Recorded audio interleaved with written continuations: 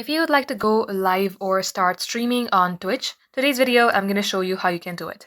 So first thing first, in order to stream or start streaming on Twitch, you have to install this specific application that says Twitch. Now launch your application, and also be noted that you have to get logged into your specific account if you would like to go live.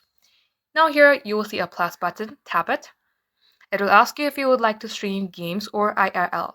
You can go ahead and choose any options. In my case, I'm going to go ahead and select the first one because I would like to stream games. Here you can also search for any game that you would like to stream. In my case, I would like to go for, say, Roblox. And now at this section, it'll ask you to give a title. I'm going to go ahead and give it a name, test.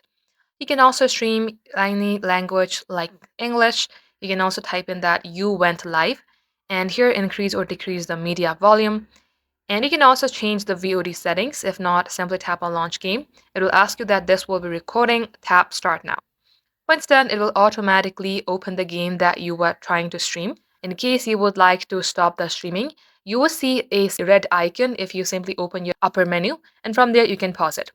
What you should consider is that everything that you show on screen will be streamed, so make sure that you only show what's important and the things that you would like to show.